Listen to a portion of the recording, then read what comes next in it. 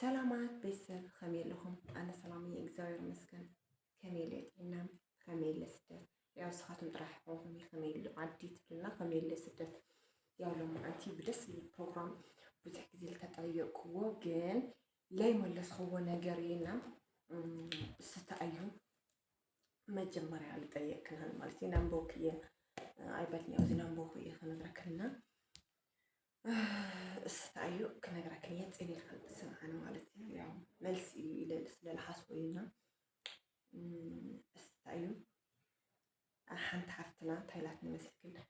ማርያምን ብጣዕሚ እየ ዘድንቃኪ ኩሉ ነገርኪ ጅግና ኢኺ ኢላትኒ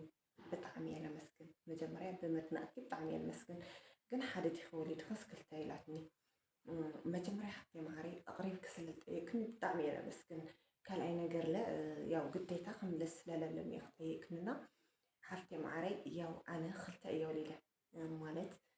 ጓል ወዲ ወሊደ ማለት እዩ ግን መጀመርያ ወዲ ወሊደ ካብኡ ጓል ወሊደ ግን እግዚአብሔር ኣይወለይና እዝና መጀመርያ ወዲ ዝወለድክዎ እግዚአብሔር ባዕሉ እዩ ወሲድዎ ብቻ ሓንቲ ጓል እኒኣት ንምሳይ ማለት እዩ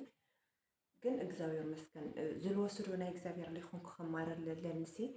እዛ ቆንጆ የጣፋጭ ለሆነት ቆልዓ ስለሌላት ንምሳዬ ብጣዕሚ እግዚአብሔር አምላክ ለመስግንና ሕቶ ከተመልስልኪ ይኹን ኢለ ተስፋ ይገብር ማለት እዩ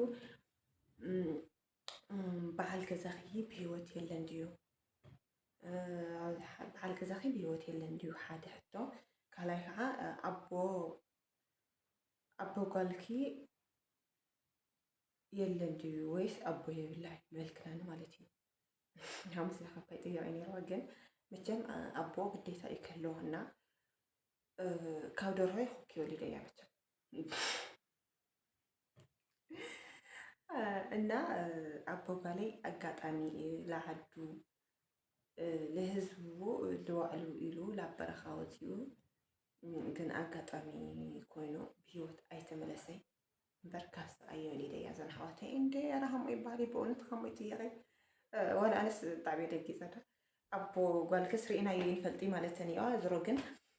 ኣቦ ጓለይ በረኻ ኸይዱ ግን ኣይተመለሰይ ያው እሷም ኣይትፈልጦ ህፃን ሓልየ ስለዝኸደ በረኻ ማለት እዩ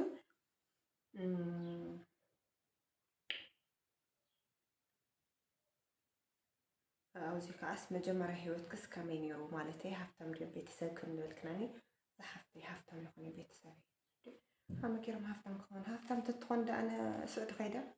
በእውነት ስዑድን ብኮድክ ነይረ በነገራችን ሓደ ነገር ትፈልጦ ለለክንሲ ቤተሰብና ቤተሰቡ ሃፍታም ኮይኑ ስዑድ ዝኸድ ሰብ የለይ ትፈልጦ ለለክን ማለት እዩ ፀጊሙና ቸጊርና ኢና ስደት ንኸድ ንበይ ጭራሽ ሃፍታም ኮይኑ ቤተሰቡን ስዑድ ዝኸድ የለይ ኸይር እንሻላህ ኣኽቲ ኣነ ጓል ሓረስታ እየ ጓል ገጠር ግን እግዚአብሔር መስገን ኣነ ፃዕረኛን ኮይነ ኣብ ፅቡቅ ደረጃ ፅሕኒ ኢኹ ማለት እዩ ሓፍተይ ማዕሪ ሃፍታም ይኾንኪ ሃፍታም ዘይኮንኪ ኣብዚ ከዓሲ ኣብ ዝኾነ ቪድዮ ሲ ንምንታይ ኢኺ ኢትዮጵያ ኢልክስ ትፅሕፊ ንምንታይ ኢኺ ትግራይ ኢልክለይ ትፅሕፊ ሓፍተይ ማዕሪ ምስ ይቅርታ ኢላትኒ ብዙሕ ግዜ ማለት እዩ በዓላ ፀቆልዓ ብዙሕ ግዜ እያና ካሊት ልንያ እዚ ትግራይ ልብልሲ ኖ እዚ ኢትዮጵያ ልብልሲ ትግራይ ወልዩ ገሌለን ፅሕፋለይ ምንዋ ግን ክምንሶ ስለለለኹ እየ ሓደ ነገር ኣነና ፖለቲካ ለናፀፅር ሰብ ኣይኮንኪ ግን ልዕሊ ማንም ዓንል ተጎዳእ ኩሉ ኢና ትግራይ ኢትዮጵያ ክፈልም ኣይደሊ ዝፈለየኸ እንታይ ፅቡቅ ረኺብና መልሲ ኢለ የላሓስ ግዜና ተፈለይና ኸስ እንታይ ፅቡቅ ረኺብና ብዙሓት ኣሕዋትና ብዙሓት ጎረቤትና ህፃውንቲ ቆልዑ ኢና ሲእና እኒአና እምበይ ምንም ትርፊ ለምፃናሉ ነገር የምናይ ያውቶ መልስ ክልክል ይሆን ብዙሓት ብዙሕ ግዜ ክምልሶስ ዘለኹ እየና ኣብዚ ከዓሲ ሓፍተይ ማዕሪ ሓደ ነገር ክጥይቐኪ ኢላትኒ ምክንያቱ ብዙሕ ቪድዮኺ ስለዝሪአኪ እየ በይንኺ ስለሰኣይ ክተዋግዒ ኣይሰምዐኪና ኣነ ሓፍትኺ ኣቦ ሓደ ቆልዓ ኣዶ ሓንቲ ቆልዓ ኮይነ ግን ይሓስብ ኩሉ ግዜ ክሪአኪ ከለኹሲ በዓልኪ ክትዕብያ ጓልክና ኣየኸብድኪ ዶ በይኒ ክትኾኒ ንምንታይ ሓዳር ለይ ትገብሪ ኢለለትኒ ኣነ እግዚአብሔር መስገን ካበይ ድነማ ይፈልጥ ኣብ ሂወተይ ልዕሊ ማንም ኣነ ደስተኛ እየ እግዚአብሔር መስገን ምክንያቱ እንታይ ዲ መሲልካ ሓፍተይ ማዕሪ እሱ ርእሲ ክብልአመንኩ እየ እኺ ሓዳር ክትገብሪ ትኽእል ኢኺ ኣነ ጭራሽ ሓዳር ክገብርም ድሌት የብለይ ምክንያቱ እግዚአብሔር መስገን ፅቡቅ ሁኔታ ሂወተይ ስለዝመርሓ ኣለዎ ማለት እዩ ጓለይ ክዕቢ ኣብ ፅቡቅ ደረጃ እሱ ንሓዳር ናይ እግዚኣብሔር ዝወለድ እዩ ግን እግዚኣብሔር እስካብ ዝወለ ድረስ ግን ኣነ ሓሲባ ኣይፈልጢ ፅቡቅ ደረጃ ምኒኢኹ እግዚኣብሔር መስገን ጓለይ ይዕቢ ኣለኹ ማለት እዩ ግን ሓደ ቆልዓ ስለለለክስ ለጨናናቕ ነገር የለይ ዓዲ መፅኤት ኣይክሰርሕ እየ ወይ ተሃሜለ ከኑረ እየ ገልክስ ተሓስብ የብልኪ እግዚኣብሔር ዝወለ እዩ ኩሉ ነገር ማለት እዩ እንታይ ትሰርሒ ኣብ ትግራይ ማለት ኣይመስለኒ ነው ዚለ እንታይ ትሰርሒ ኣብ ትግራይ ማለት እያ ኢላትኒ ነው ዚ ምንም ኣይሰርሒ እስካብ ሕዚ ስራሕ የውፃ ኮይኑ ይኸ ግን ኣብ ዝቐረባ ግዜ ስራሕ ከውፅእ እያ ኢለ ይሓስብ ማለት እዩ ግን እስካብ ልማዓንቲ ዝተጨናነቐ ኣይፈልጢ ስራሕ የብለይ ምናምን ኢለ እግዚኣብሔር መስገን ማለት እዩ ኣብዚ በቃ መልሰይ እኒሆ ኣብዛኛውስ ልምንታይ ሓዳር ዘይትገብሪ ልምንታይ ሓዳር ዘይትገብሪ ሓዳር ክኸስ ከመይ ነይሩ እንደር ሓዳር ዘይ ልምንታይ ሓዳር ዘይትገብሪ ሓዳር ክኸስ ከመይ ነይሩ ኢልከን ጠየቅክናን ኢላ ኣብዛኛው ሰስ ልምንታይ ሓዳር ዘይትገብሪ እንታይ ሓዳር ዘይትገብሪ ኢለንና እንዴ ኣታ ሓደ ብደ ሰላም ከይደ ይኖረላ ዛ ሂወት ኣቲ ነጓላት ሰላም እኒኳነ እንዴ ኣነ መሸይ ንካድር የብሊ ኣነ ኣወዳት ጥራሕ እዮም ሰላም ሂሎም ክነብሩ ዘለዎም ኣነ እግዚኣብሔር መስገን ሓዳር ለይብለ ተጨናኒቐ ኣይፈልጥ ምክንያቱ ኣነ ሰላም ይነብር ኣለኹ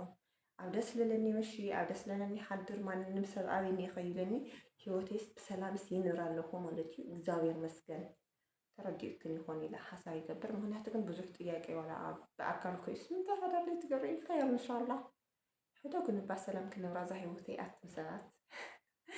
ዝረዝረ ግን እግዚኣብሔር መስገን ያን ያህል ለጨናንቕ ሂወት ስ የብለይ ምንም ኣይብለይ መሊሰይ ብጣዕሚ ኣብዚለስ ብጣዕሚ ትፈትዮ ባህሪ እንታይ እዩ ካብ ወዲ ሰብ ባህሪ ማለት እዩና ዝፈትዮ ነገር ስቑሉ ደረቕ ሰብ ደስ ይብለኒ ደረቕ ልከስ ስኢሉ በቃ ወል መጥመጥ ለይብል ሰብ ማለት እዩ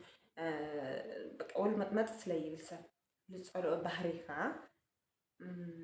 ብጣዕሚ ስኢሉ ኣብዚ ነይሩ ዝኾነ ከዚ ኣነ ክወግዕ ከለኹ ዝኾነ ፅዋ ለቃና ልብሰብ ማለት ሓደ ሰብ እኒአ ከዚ ፅዋ ሒዝልካ ይመፅ ሞ ገለ ተዋግዕ ተለካ ሒዝልካ ዝኸድኒ ኣብዛኛው ሰብና በቃ ብጣዕሚ ዝፈትዮ ባህሪ ደረቕ ሰብ ደስ ይብለኒ ቃ ሓደ ዕርፍ ልብል ማለት እዩ ብጣዕሚ ዝፀልኦ ከዓ ሓሸት ማለት እዩ ኣብዚ ከዓስ ብዙሕ ግዜ ቪድዮ ሸር ትገብር ከለኹ ኣይተጥምና ኣቦ ጀድክ ድዩ ግዛዕ ኢላ ጉረኛታት ምናምን ኢላ ፅሒፋት ለና ኣነ ጉረን እንደ ኮይንኪ ሓቢብቲ ንጉረና ትፈልጢኺ ኣብ ስደት ኮይነን ብዙሓት ደቂ ገጠር ዒባና ጠፍጠፋ ይቕመጣ ሞይ ካብኡ ስዕዲ ከይደን ግን ኣይትፈልጢ ከይደን ሽጋራ ስሕበት ኣለዋ ከይደን ኣስኡን ክቀያየራ ከለዋ ኸይር እንሻላ ሓቢብቲ ኣነ ጉረኛ ይኾንኪ ተጓሪነት ኣይግበር ለለኪ ዝሮ ግን ይጉረን ንኽእለ ይኾነስ ያው ንእሽተይ መልሲ ክባ ስለደለኹ ብዙሕ ግዜ ስለዝፀሓፈት ለየዋ የኔ ማር በርግፅ እስክና ዓልኪ ሂወት የለየክ ይኾን ለጨናንቓክ ነገር ግን ኣነ እግዚኣብሔር መስገን ግዜ ኣብ ሰዓተይ ብዙሕ መስዋዕቲ ከፊለ ስለዝነበርካ ኣብ ስዕድሲ ብጣዕሚ እየ ደስተኛ እንዴ ሃፍተይ ማዕረይ ካብቲ ፃረፈ ቅርሺ ክጥርቅም መብልኸይ ቅርሺ ክጭብጥ ኣብልክ ዳሓዚ ኸይር እንሻላ ሄይ ኣብዚ ከዓ ዝተደለትኒ ዓዲ ምስ ከድክሲ ተናሲሕ ክዶ እያ ኢላትኒ ማለት ዓዲ ምስ ከድክስ ተናሲሕ ክዶ ወይ ትምለስ ተሓስዶ ስዑዲ ዓዲ ምስ ከድኮ የተናሳሕ ኮይ ምክንያቱ ባዕለ እየ ቆሪፀ ከይደ ኣየርፖርት ባዕለ እየ ቆሪፀ ከይደ ሒዞም ንገለ ይኾኒ ቢያንስ በርግፅ ናብ ማልክ ኢኸ ዋላ ባዕለኒ ኸዳ ዓዲ ሞይ ካብኡ ይናሳሓ እየን ግን ኣነ ባዕለይ ቆሪፀ ኣየር ከይደ ዋላ ይኹን ኣይተናሳሕኩይ ምክንያቱ ፅቡቅ ይኹን ሕማቅ ይኹን ዝኑሮ ክኽእሎ እየ በቃ ጓለይ ክዕብኒኒ ካብዚ ብላዕሊ በይና ክትዓቢ የብላይ ያው ብለይቦ ስለተዓብላ ኣደ ኣዋላ ፀጊሞ ክዕብያ ስለለለኒ እየ ከይደና ሓፍተይ ማዕረይ ተናሲሐ ይፈልጢ ግን መጨረሻ ክነግረክ ንደሊ ዓዲ ትመፃ ተለኽን ትፈርሓ ይብልኸኒ ወሰን ትኾንክን ትመፃኒ እክን ንኩሉ ነገር ዝግጁ ኮይንክን ትመፃ ትኾንክን ያን ያህል ለጨናናቕ ነገር የለይ ኣብ ዓድና መጨረሻ ተኣየላትና ኣብዚ ዓዲ ከይድክስ ብጣዕሚ ለደንገፀኪ ነገር እሳ እዩ ኢላትኒና ለደንገፀኒ ነገር ና ዘይትና ና ቡና ና ዘይትና ና ቡና ብጣዕሚ የደንጊፅኒ ቡና ሻይ ሰለስተይ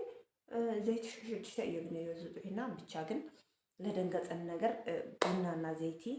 ዋይ ሳልሳይ ረሲዕ በርበረ ለደንጊፅኒ እግዚኣብሔርን ሰለስተን ብጣዕሚ ለደንጊፀኒ ካሊእ ነገር ምንም የደንገፀኒ ብድብ የደንገፀኒና ዝሮ ደቂ ዓደይ ማዕረይ እዚ መስልያው ጥያቄታትክን ግአን እዩ ብቀዳማይ ለሲ ታይላት መስሊ ሓፍትክንሲ ልምታይ እኺ ዋላ ፀርፊ ዝኮመን ፀሓፋ ለይ ትብላ ተልክን ፀሓፋ ብዘይ ገድስ እስኻትን ኳ ሕልናኸን መልእልክን ፃሪፍክንሲ ኣነ ላውዚ ሚድያ መጀመርያ ክትመፅእ ከለኹ